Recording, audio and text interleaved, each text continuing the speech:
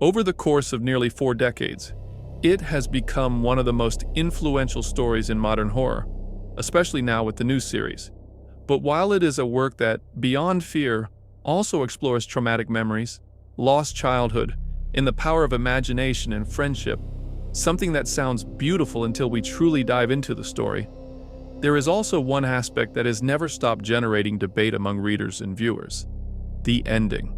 Not one, but 3 different endings, each belonging to a different format, each shaped by its own limitations, ambitions, and creative vision. The ending of Stephen King's book, published in 1986, is the most extensive, symbolic, and complex. It is a conclusion that blends physical terror with metaphysical horror, introducing concepts such as the Ritual of Chüd, the deadlights, and the presence of higher entities like Maturin and God. This is a controversial, strange, and spiritual ending, but it is also the only one that develops the battle against it on both a physical and a mental level. Then there is the ending of the 1990 miniseries, an adaptation marked by its time and remembered with nostalgia by many.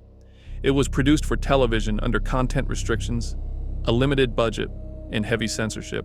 Because of this, and unlike the novel, the miniseries opted for a simpler, much more direct, and significantly less brutal conclusion. Here, Pennywise adopts an arachnid form with stiff and awkward movements, and the losers face a shorter, less symbolic confrontation with a tone that leans more toward fantasy than the psychological horror that defines the original work. Even so, it became a television classic, and I would dare say it defined the fear of clowns for an entire new generation. Finally, we find the ending of the 2019 film It Chapter 2, which presents a more cinematic conclusion.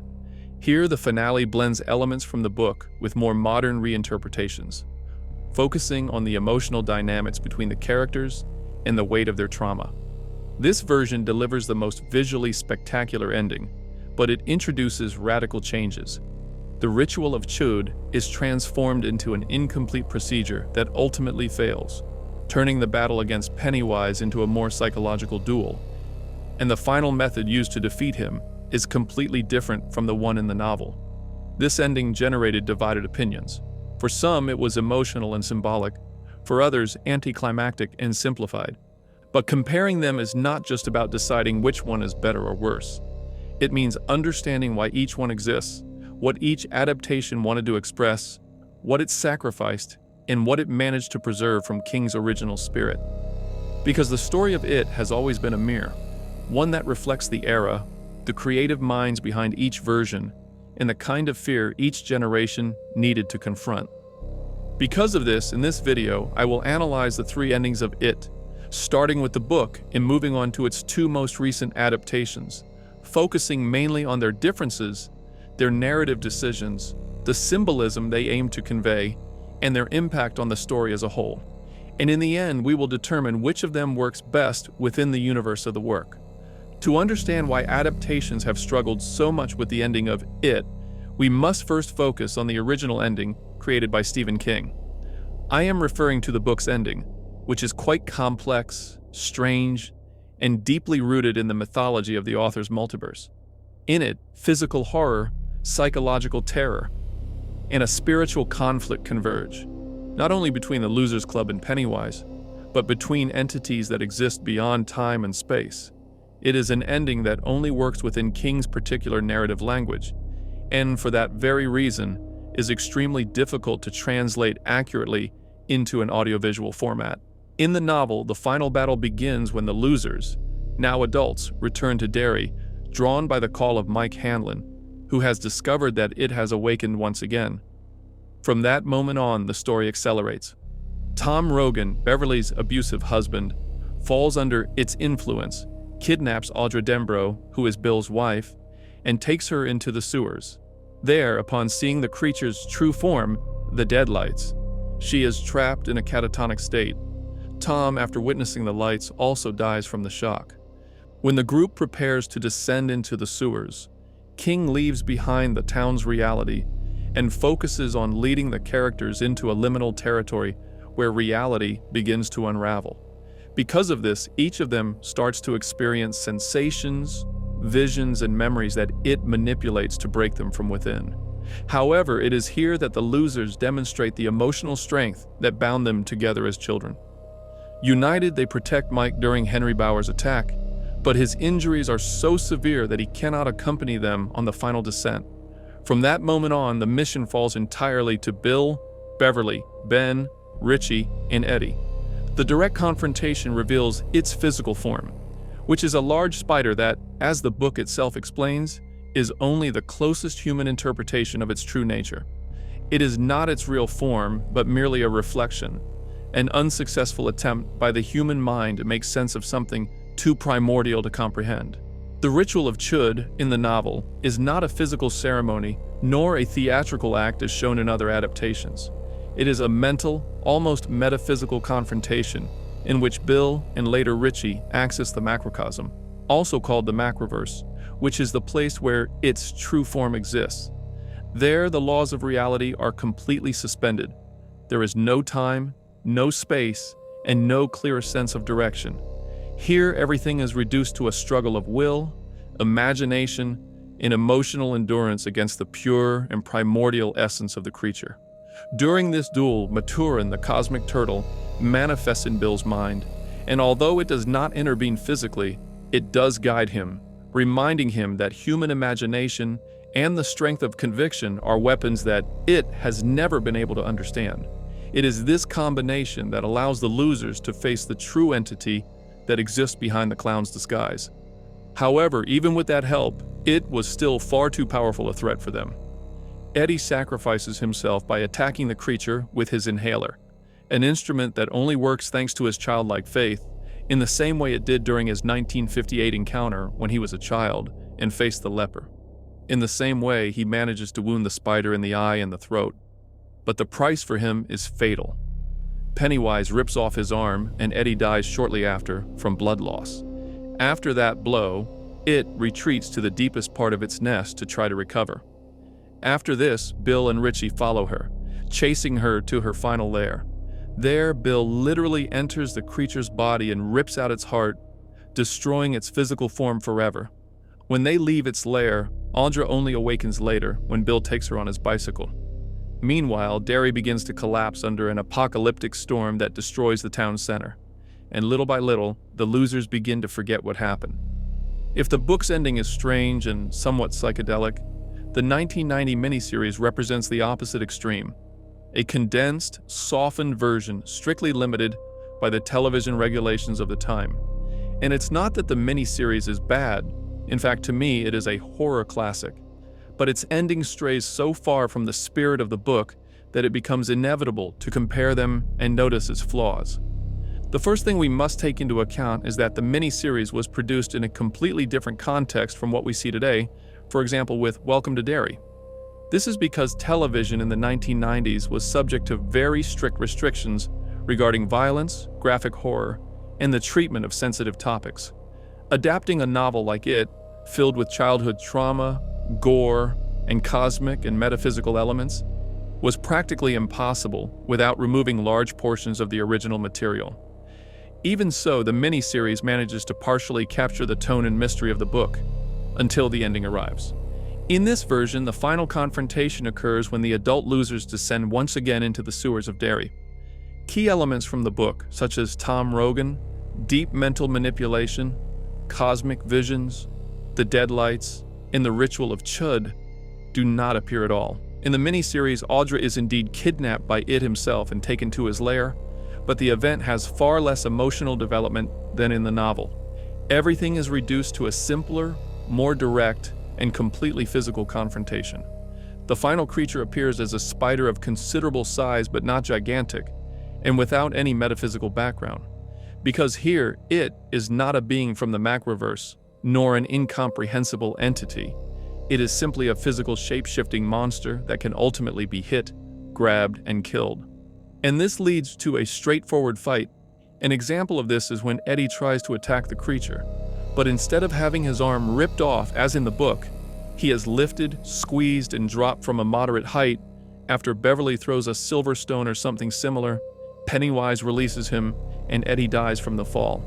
But as I said before, despite the fact that I remember this series with great nostalgia, This is honestly one of the most anticlimactic deaths I have seen, and although his sacrifice remains emotional, the portrayal robs it of impact and dramatic force. Following this, the rest of the group attacks the creature with kicks, punches, and apparently invisible knives, because they are not seen, but it looks like they are stabbing her. And finally, they rip out her heart.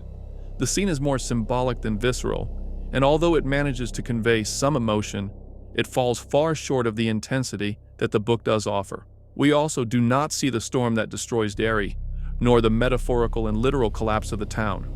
The city does not participate in the ending, and its symbiotic connection with it is practically eliminated. Once the creature is defeated, the losers return to the surface and begin to forget what happened. Just like in the novel, Bill manages to bring Audra out of her catatonic state with a bicycle ride, and the group separates forever. However, the miniseries presents these events in a rushed manner, and without the emotional weight that King builds over hundreds of pages. The result is a functional ending for television, but insufficient to capture the terror and the essence of the original novel. Lastly, the ending of It Chapter 2 sits in a strange place. Some would even say ambitious in scale. Visually, it is spectacular, but it has also been questioned in terms of narrative execution. Let me explain.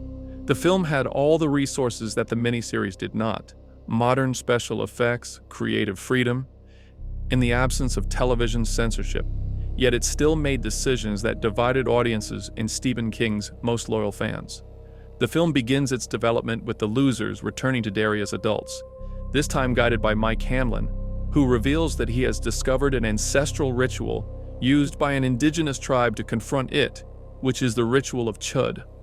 In the book, this ritual is more mental and metaphysical, as I mentioned before, and has a spiritual component that connects directly to the macroverse. In the film, however, it becomes a physical process that requires tokens, which are personal objects belonging to the protagonists and represent sacrifices and memories. The ritual sequence takes place in a kind of cavern created when it arrived on Earth millions of years ago.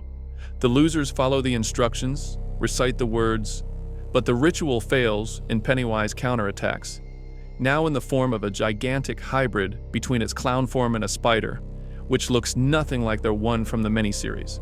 It also reveals that the ritual never worked, and that Mike knew this truth, and that the tribe was destroyed just as they were about to be. This storyline turns Mike into a less trustworthy character, and distorts his role as the group's guardian and guide. This is where the final battle begins, which is much longer, more chaotic, and more cinematic. This version relies more heavily on fears drawn directly from the personal trauma of each member of the club. Unlike the book, where visions and psychological elements carry a metaphorical component, in the film, everything is expressed through large visual hallucinations created by Pennywise, prioritizing spectacle over emotional introspection. But despite everything, the final fight does have genuinely intense moments, and even humorous ones, especially when Richie is paralyzed after looking directly at the deadlights. This scene is one of the few that attempts to connect with the original concept of the macroverse, but it falls short compared to the book's complexity. Eddie's sacrifice, on the other hand, although heroic, loses emotional impact due to the uneven tone with which his character is handled. He is the first to manage to wound Pennywise by truly believing that the iron bar he was holding could kill monsters, a modern reinterpretation of the same concept that in the book is associated with his inhaler. But after freeing Richie from the trance, Eddie is impaled by one of the creature's legs. It is a tragic moment, but his death is minimized by the number of jokes surrounding his arc, even if some of them are genuinely funny. The biggest controversy, however, comes with the way they defeat Pennywise. Not through a physical act, nor a mystical ritual, nor a mental confrontation, but through insults. The losers begin to treat him as a small, insignificant, and weak being. And Pennywise actually believes it. He begins to shrink, literally. His form physically diminishes due to the psychological power of words, until he finally dies when they rip out his heart. These scenes are visually entertaining and striking, yes, but whether they are thematically coherent is debatable. For many fans, this ending does not do justice to the cosmic layers of the character, nor to the existential terror that this creature represents. In this way, and with all three endings now covered, the novels, the miniseries, and the 2019 films, it becomes clear that each one reflects not only the era in which it was produced, but also the limitations and priorities of its format. However, if the question is which ending best represents the original spirit of it is obviously the books, since it is the original foundation from which the other two emerge. It is the only one that understands it in all its depth, not only as a physical monster, but as a metaphysical entity, as psychological trauma, as a symbol of fear, and as part of a much larger and more complex multiverse. The novel does not settle for a superficial interpretation. In fact, it is quite the opposite, offering a level of detail that leads the reader to imagine a spiritual duel, where imagination and conviction are real weapons, where childhood has tangible power, and where the emotional bond between the losers is capable of affecting even the macroverse. This is why the book, strange, complex, symbolic, and human, has never had an adaptation that fully captures that mixture, even though some have come quite close. The 1990 miniseries, although iconic and pioneering, only works partially. Its ending falls far below the original concept. The confrontation with the creature lacks weight, the execution is limited, and the sense of threat disappears precisely when it should intensify, which is at the very end when they face the creature head-on. Nevertheless, its nostalgic value and Tim Curry's unforgettable performance managed to anchor this version in the memory of many. The 2019 film, on the other hand, had the budget, the technology, and the creative freedom to deliver the definitive ending. But it failed at the crucial moment. Although the performances are very strong and the atmosphere built around Pennywise is powerful, the ending once again betrays the essence of the book. By reducing it to an enemy that can be defeated simply by insulting it, the climax becomes a caricature. And because of this, it not only loses impact, it also dilutes all the symbolic weight that it carried as a representation of fear. Eddie's sacrifice, and even Stan's, lack the narrative respect they deserve, and the Ritual of Chüd is transformed into a reduced version that completely ignores the mythology King constructed. In the end, it is a story that is too big, too ambitious, and too complex to be contained on screen without loss. And even so, each adaptation contributes something valuable, but none has managed to capture the true ending. Only the book did, and that is why it remains and will continue to be the definitive version of it and its final climax. And if you are wondering why I did not include the Welcome to Derry version, it is because it is not truly canonical to the book's story and is only a prequel to the films, with new characters and certain changes to the lore. So because of that, I did not include it in this video, even though it is very good. And with that, we've reached the end of this video. I hope you enjoyed it, and if you did, remember to give it a like, subscribe if you haven't already, and turn on the notification bell to stay up to date with all my new videos. I also want to give a special shout out to the channel members. Thanks to you and all of our viewers, we can keep diving into these kinds of disturbing and thought-provoking stories. Thank you so much for your ongoing support. And if you want to support the channel and get access to exclusive content, early videos, and other perks, I invite you to become a member. Just click the join button below this video. See you in the next one. Hey, don't go just yet. If you enjoyed this video, I've got another one I think you'll love. Check it out.